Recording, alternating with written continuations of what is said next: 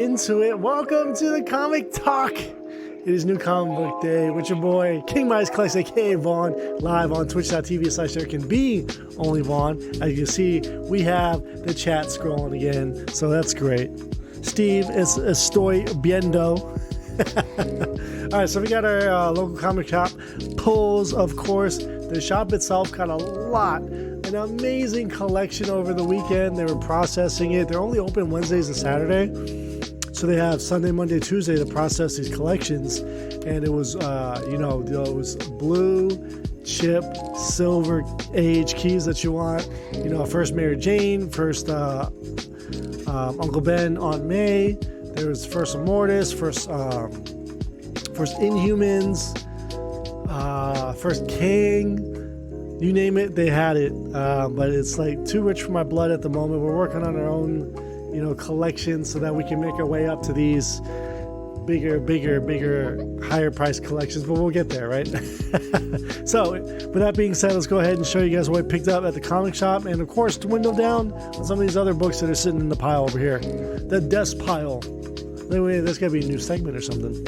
Anyway, first up with the Independence, we have Junk Rabbit by Jimmy Robinson. New Image book here, so it seems kind of cool. Next up, Death Dealer, issue number 11. I'm just really enjoying this series. A Frank Frazetta cover there, old Frank Frazetta painting. You can't go wrong with that. Saga, of course, issue number 63. Actually, very far behind on Saga, so I have no idea what's going on. I can't wait to finally catch up at some point. Next up, we had to pick it up. Codename Ric Flair from Scout Comics. That's right. There's a couple covers on that. I actually pre-ordered a long time. As soon as it came up, there's this Dave Dorman 1 in 1,000 metal virgin cover of this book. We picked it up. They had paid like $175 for it. I think it's already going for a lot of money. The 1 in 100 is already like, that is the cover. And then the 1 in 1,000 metal is the virgin, I believe. At least the store that I bought it from said it was a 1 in 1,000. I hope that's the case. I can't wait for it to come in. I'm sure I'm not going to see it for like another 2 months. Planet of the Apes is back. Marvel's doing a Planet of the Apes book for the first time in like decades. So number 1 right there. Flash 796, the finale to the 1 Minute War. Batman 134. We know we always pick up the cover A's. And what's funny, there's these April Fool's edition books for the Batman books. Joker Man Who Stopped Laughing, number 7. This is literally Tom King drawing these covers here. And they sold them because people bought them, like me. And then there's the Batman 134 April Fool's edition by Tom King. These are cool. I think they're like collector's item. They're niche. I dig it. Next up, ASM 23. Of course, we get our A covers. And then we go to the Alex Ross corner. Alex the Boss Ross, right? Here's ASM 23, the Timeless Mysterio cover. Then we got Sentinel of Liberty for Captain America with that MODOK. MODOK looks dope right there. Look at the textures on Rhino's skin here. Wolverine issue number 32. Not really sure why he's on the Wolverine cover, but they had to put somebody on there. And I think they didn't do Sabretooth yet. I think that's like the next issue. Lizard on Venom issue 18. Magneto, the father of Scarlet Witch, on issue number 4. Probably the best one there. The reds just pop. And then last but not least, we have Spider-Man, Doc Ock, issue number 7. And we saved this for last because the hottest book of the week. If you weren't specking on this, I'm sorry if you didn't pick this book up. Apparently everyone was. This book's already $25 and it's a brand new book today. Here it is. Spider-Man number 7, introducing Spider-Boy. It's got to go into Mylar immediately because people want this book apparently. So first appearance and cover. This is important. Cover appearance there for Spider-Boy. So I don't know why that's a big deal. Spider-Man has been a character since 1963, and Marvel and Dan Slott, whoever's writing this, whoever's the editor for the Spider-Man books, think they're clever, right? Oh, we've never done Spider-Boy before. Why not? I don't know. whatever. Anyway, those are the books from the LCS. I'll show you some other books here that we moved into some Mylar. This was from a collection that we bought a couple weeks ago. This guy really didn't have anything, and he touted his books to be all at least 8.5s, very fines or better. That was not the case. He pulled out a lot of the keys. I think we discussed this already, showed some books from this, but we'll show you the ones that we put in the Mylar from his collection.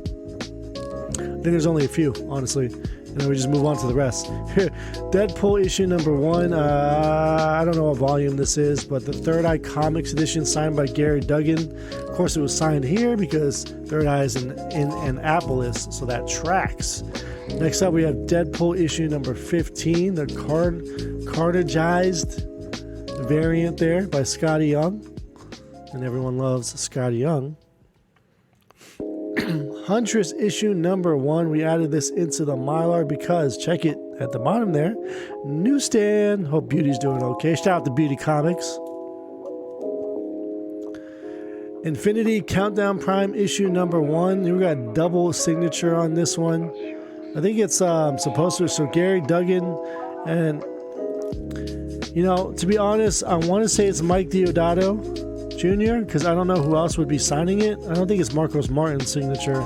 Can't tell who's on the bottom there. These were signed in store at Third Eye, so there's no COAs for them, unfortunately. Is what it is. Next up, Justice League issue number 1, newsstand.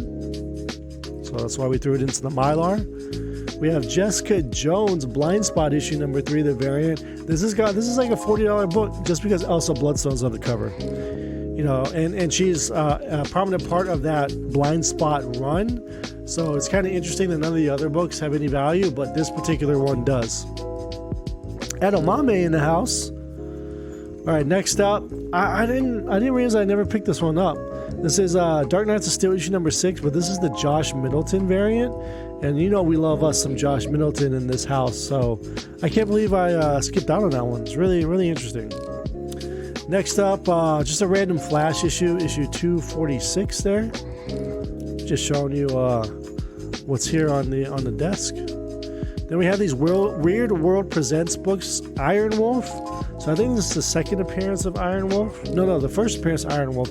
Weird World started with John Carter of Mars for DC on issue number 1. So here's some more Iron Wolf. No, that wasn't, because this is the first appearance of Iron Wolf on issue number 8. These are really, really sharp, by the way. From 1980, either 81, 79, something like that. Something like that. Next up, some Lobo books. So issue number 4 here of Lobo. And then on the back side, we have issue number 3. I don't think that they warrant being in Mylar. To be honest, they're super sharp. I don't even think they're like... I'd probably move it. No, these aren't sharp at all. This is like a $4 book in its condition. It's got to be. I don't know why it's in Mylar. I'm trying to save the Mylar for like bigger books because Mylar is super expensive. If you guys want to donate, throw some money to the Twitch channel, by all means, buy us some Mylar. That'd be fantastic. Next up, we got a Mike Mayhew Vampirella, one of the better covers from the 2001 series. Just fantastic. I don't know how she can see her reflection, but I guess she's not a planet Earth vampire. Remember, she's from a different planet, so that might play into it. Next up, Marvel Comics presents Wolverine issue number 50. I believe that this is only in Mylar because it's sharp and it's a newsstand. Because you want to get when it starts doing the Weapon X stuff. Those are the Marvel Comic Presents issues that you want. Next up, we have an issue of Deadpool, issue number 2.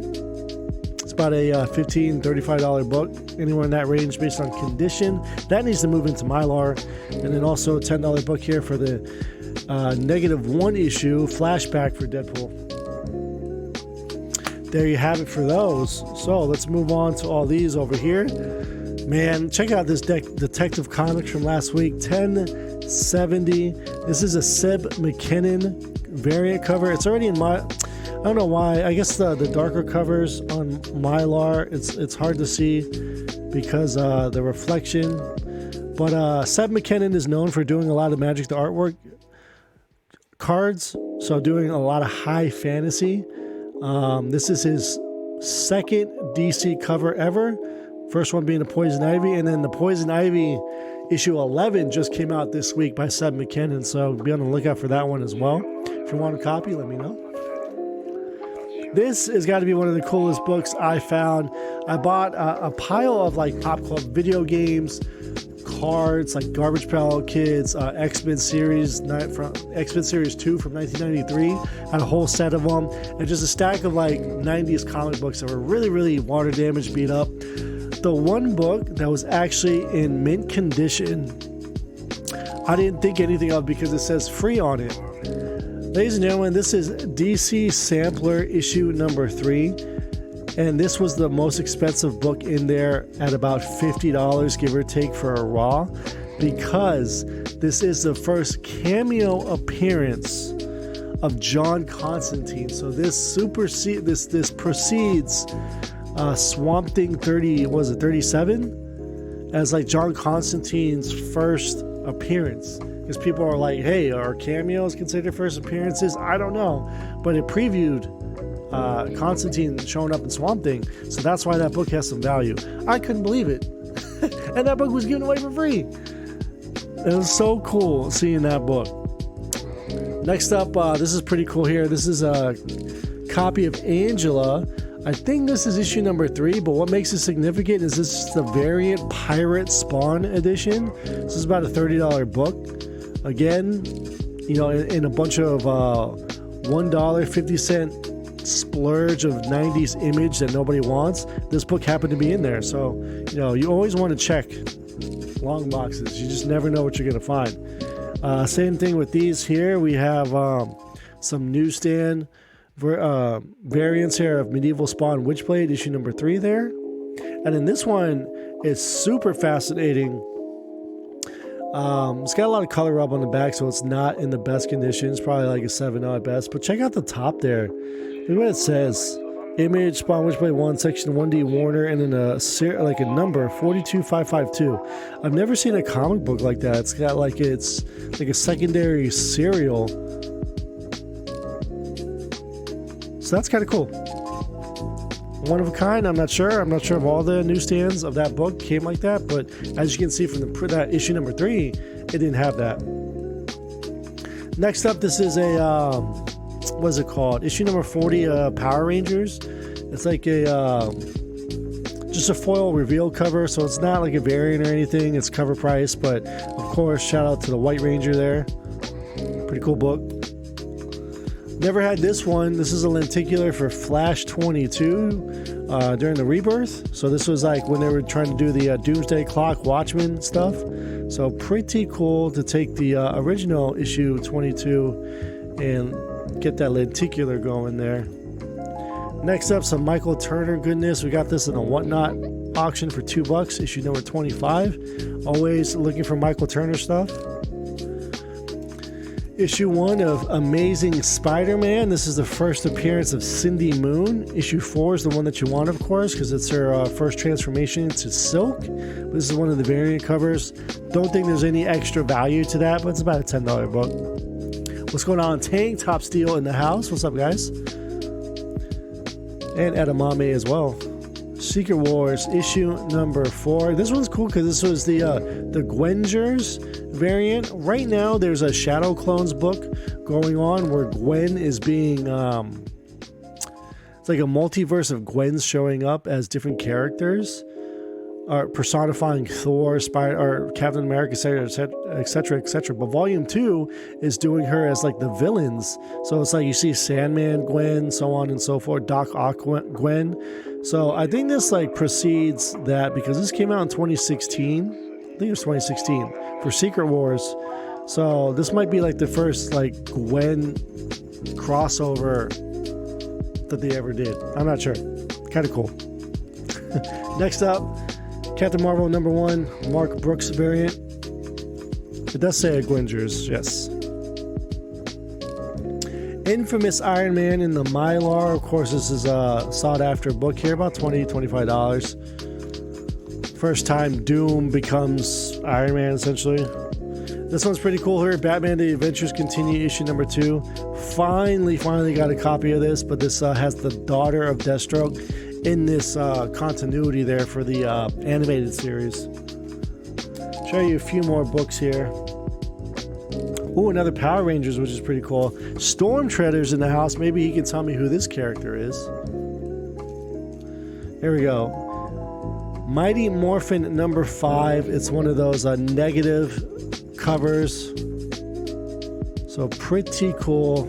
Of course, the Mylar doesn't do it any justice. It looks amazing in person. Pretty good stuff. And we're going to finish it off here with this awesome Daniel Warren Johnson Usagi Yojimbo issue number 1. Ordered this online. Got it for a steal at like $6 for this 1 in 25 variant. I just think it's awesome, man. Usagi Yojimbo is one of my favorite characters. So glad to have it. So we're going to kill this video there. Showed you guys a few books that were in the pile. There's a ton more back here that we can continue showing you. And we got some collections coming in. So be on the lookout for those videos. Thank you so much for tuning in to this week's Comic Talk for New Comic Book Day, April 5th edition. We'll see you next time, guys. Bag and Mortem.